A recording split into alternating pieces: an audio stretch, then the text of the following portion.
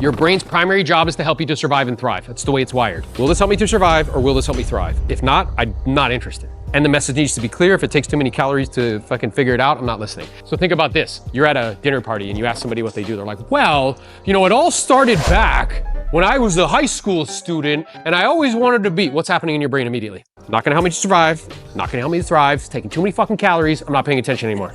Instead, hey, I help families avoid foreclosure. Is that clear? Does it take a lot of calories to expend that? Nope, figure it out. I sell little bottles of, you know what Sabrina's is? What do you make all your employees say? They have to say it. How can I make your day? How can I make your day? Do you need a lot of calories to fucking figure that out? Does that help you to survive? Or does it help you to thrive? Yep. She makes all of the employees when they're greeting customers, they have to say, how can I make your day? It's clear. See, and here's what's cool. So you're speaking her language because she's like, I want a little treat. I want a little treat. I want one. Do you have one right now? Do you see?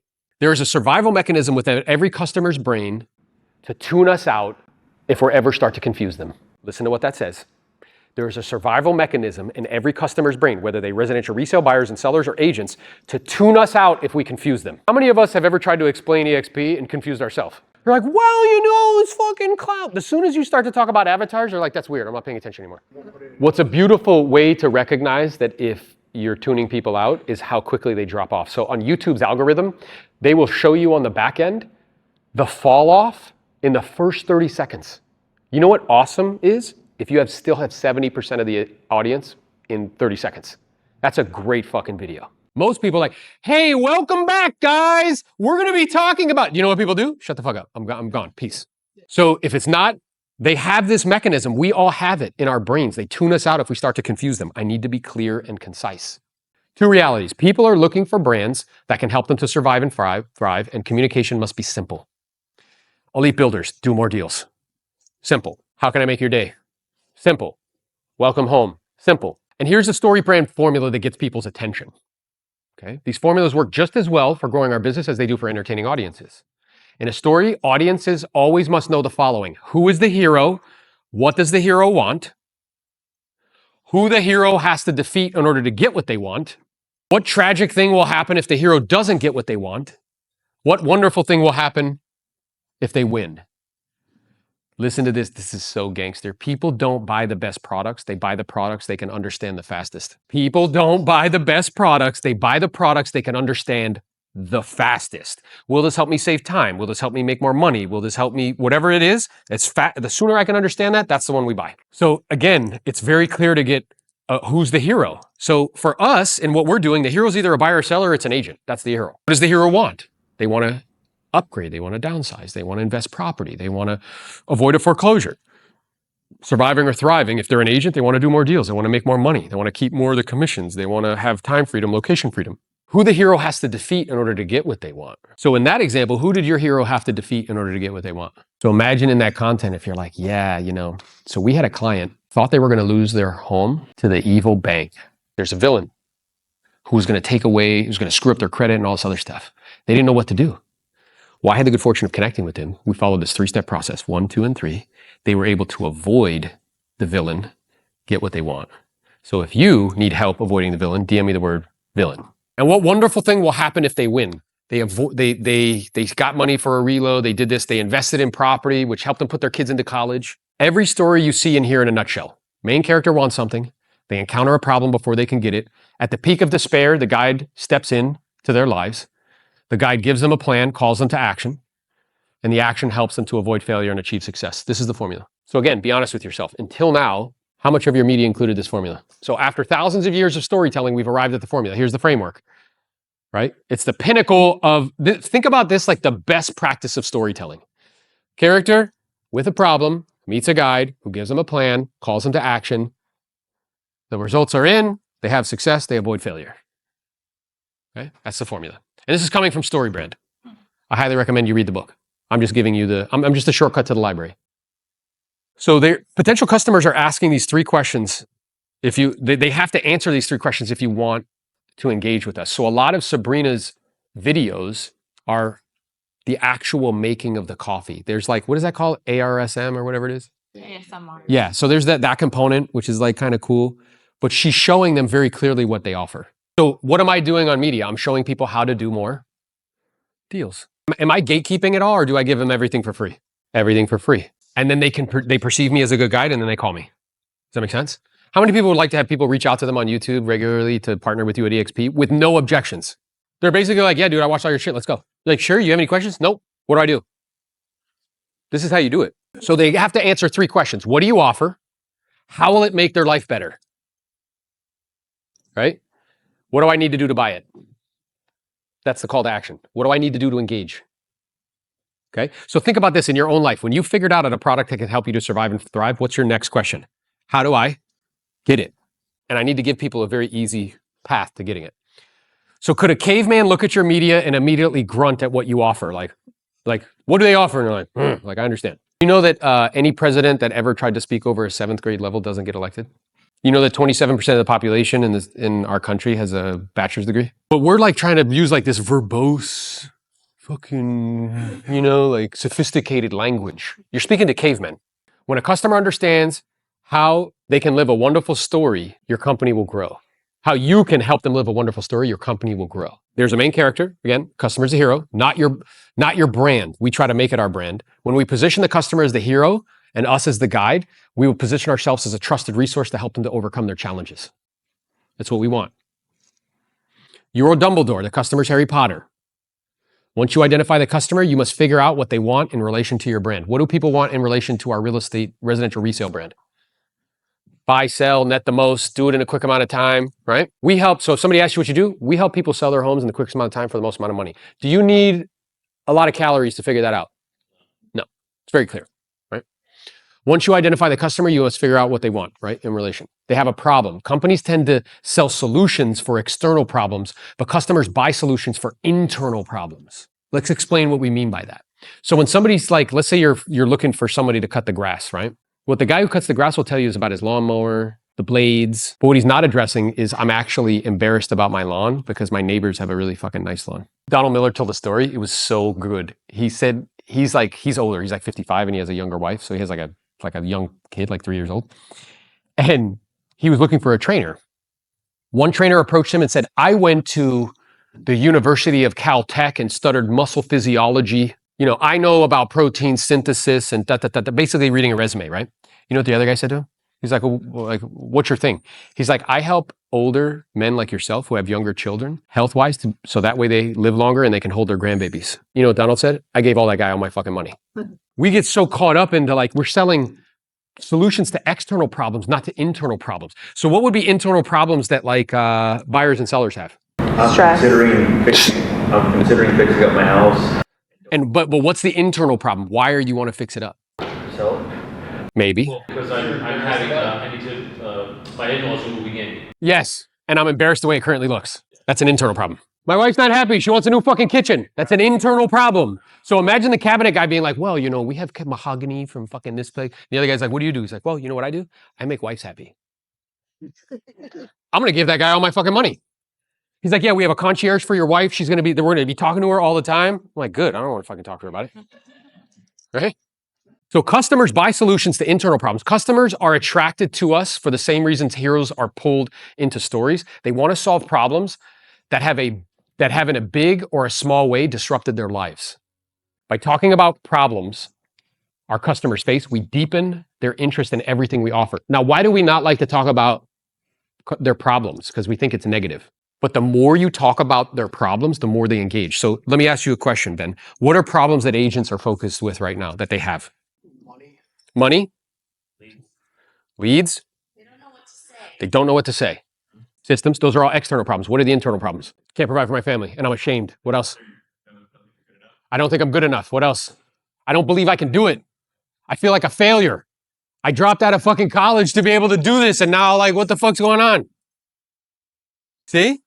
The more I talk about their problems, the more they watch. By talking about their problems, our customers face, we deepen their interest in everything that they offer, because what they're hearing is this guide understands me. This guide knows what I'm going through. And there's 3 levels of problems: external, internal, and philosophical. Customers pay much more attention and are more motivated to solve internal problems. Again, we talked about the home buyer, right? And the agents. Meets a guide. Customers are not looking for another hero. They're looking for a guide. If a heroes in a story could solve their own problems, they would. And they'd never get in trouble in the first place. Hey, the hero in every story, don't they fuck up all the time? The whole time. Did Luke Skywalker, did he know how to use a lightsaber? Nope. Did he know how to use the Force? Nope. And what's happening is now, because you're going through that journey, the hero's journey, eventually you become a guide to other heroes. That's what we're doing here. Multiplication. Okay? But if heroes could solve their own story, their own problem, they would. And there would be no movie to tell, by the way. You wouldn't be interested. That is why they need a guide. Nearly every human is looking for a guide to help them to win the day. What would be things that we're looking for people to guide us in? Money, health, taxes, which is money, relationships. What else? Spirituality. Are we all looking for guides? Yes. If you position yourself as a hero in the customer's mind, like we were saying, the pattern goes like this. Oh, there's another hero like me. I wish I had time to hear their story, but right now I'm too busy looking for a guide. The hero gives them a plan. Customers trust a guide with a plan. If you're not talking about the plan that you're using in all of your media, they're not going to trust you. You need to lay out a simple plan for the customer to take. A clear path we lay out takes away any confusion about the customer doing business. So let's say somebody says to me, like, we can use real estate, but I'll use a different example and then we'll bring it back to real estate. So let's use the cabinet guy. And let's say I say to you, I make wives happy. And I'm like, great, let's go. I would ask him, what are the next steps? Mm-hmm. If I give you a list of 20 steps, what happens in your brain? Too much. Have you ever been to Subway and they're like, hey, do you want mustard? And you're like, yeah. And they're like, what kind? I'm like, what kind do you have? And they're like, 20 mustards. What happens to your brain? 5. I'm done. I don't care. Yellow one? Fuck it. I don't even want mustard anymore. Because it's too many calories. So I need to give people a clear. So the way this works, Heath, is I'm going to sit down with your wife and I'm going to ask a bunch of questions in terms of her favorite colors and this and that. Then what we're going to do is we're going to go back to the lab and we're going to give 3 different renderings that fit exactly what she said. Once you guys pick one, then you guys will, and by the way, those 3 different renderings, it's $200. Okay. And then afterwards, if you guys decide to retain us, we need half up front. Is that clear? Customers don't take action unless they're challenged to take action. We have leaders in the room who are some of the biggest builders in the room who didn't take action until a guide called them to action. Does that make sense? Yes. And they're powerful people. And even when they took action, it took a lot of calling. In stories, the characters don't take action on their own. They must be challenged by an outside force. You have to ask. That's why those CTAs are so important. If you're looking for more, like, be sure to follow me. Without clear action, people will not engage with your brand. Once you begin to have clear call to action, customers understand exactly what you want them to do. They can make a decision if we will play a role in their story. So when people are going online and watching media, and I'm giving them how to do more deals, they're making a decision if they want me to be included in their story. And until we call customers to action, they just watch. So many of you guys, again, you're not actually looking for engagement. You just want followers. You just want people to watch you. I mean, I would ask Dan, I'm like, how many followers? He's like, well, I got fucking gee whiz, got like 200. I'm like, dude, that doesn't matter, right? What matters is, are people engaging? Are they sending you DMs that say, hey, bro, what you did on that video was dope. Mm-hmm. Thank you. Or, hey, that was inspiring how you helped that person. Or, hey, that's how you know, like, people are engaging. Okay. If nothing is to be gained or lost, again, like, everybody loses interest. If there is nothing at stake in a story, there's no story. Likewise, if there is nothing at stake in whether or not I buy your product, I'm not going to buy it. After all, why should I? So when we're talking about EXP, instead of talking about like the model, you have to tell people what's at stake. Having spoken to a lot of agents from around the country, what I'm aware of is they're struggling with these 3 things, 1, 2, and 3. Getting proximity is more important now than ever. And if you don't want to be one of the 500,000 agents that leaves the business and you want to have a confidential conversation about getting the information you need to be able to thrive in any marketplace, DM me the word join. I've told you what's at stake. Partner with us and live, don't or die. And ends in success. Never assume people understand how your brand will change their lives. You have to tell them. We must tell our customers how great their life will look like if they buy our products and services. I'm like thinking about probate when I would call those all the time. Yeah, I'm like, yeah, a lot of people that we call, like, we have the good fortune of earning their business. They're super appreciative because our intention is to take as much of this off of their hands and put on ours and make it really smooth and easy for them. I'm aware that this is a difficult time in life, from an emotional perspective. And there's 2 challenges. One is the kind of practical component of selling a house. The second is the emotional component. But yeah, I'm curious, if we could take that off your hands and make it smooth and easy, would that be helpful or useful to you? If we can connect you to vendors that are licensed, bonded, insured, would that be of assistance to you? I'm making it clear what's at stake. So never assume people understand. You have to tell them. We must tell our customers how great their life can look like if they buy our products and services. If you tell people where you're taking them, they will engage with your brand better. And the most important part of a messaging strategy is offering a clear vision of how great the customer's life will be if they engage with your products and services. So the video that you did, that's great. Because you're making a clear message. This is how life will be with me, and if not, you're going to lose it to the evil bank. It's clear. So we must show people the cost of not doing business with us. Dan, give me an example. We'll just real quick, story brand, and that's what we're going to talk about. So give me an example real quick. Let's say you were going to do a piece of media for agents. Do it in a story brand format. So tell me about surviving or thriving. Make it about surviving or thriving. Think about a problem that they have right now. And then give me 3 ways to deal with that problem. And then give me a CTA at the end. Yeah. Okay. Perfect. So these are 3 things that my team and I are doing to, what was it? Say it again. Yeah. I don't want to do it for you. So the wording is survive, because I don't want to make it about me. Survive in this marketplace. Yeah. To survive in this marketplace. We're finding out that what we're doing is we're doing prospecting. We are engaging a new lead source of probates and also doing a massive amounts of follow-up. And what we're noticing is we're getting a lot of positive feedback with that. If you're an agent who's struggling with this, with getting leads in your marketplace, DM me the word sell and can have a private conversation about that. There you go. See? So formula, right? Yeah. Mm-hmm. Just do that for agents. Going on listing appointments and not getting the signature. 4 closes that you can lose to get a signature today. 1, sign the contract, please. 2, what can I do to earn your business? 3, can I make you an offer? 4, what can I do to get the signature today? DM the word listings. For more tips and tricks like this. There you go. Make sense? Hey, I love how she took the camera and looked right in the front camera. Hey. There's no secret she's got 50 agents, you know what I'm saying? This is the reason why. The reason why I wanted to do this is the way you act, the purpose of philosophy is action. The purpose of strategy is action. I don't want you to just like sit here and be like, oh, that's intellectually cool. I want you to apply it, right? So does everybody feel comfortable that they'd be able to apply this in media moving forward? Yes? Yes. All right, good. So with that, I want to say thank you kindly. That is my time today, and we're going to invite our next speaker up. All right, terrific, guys. We're going to begin the first annual Elite Builders Leadership Retreat. Let's clap it up. Hey.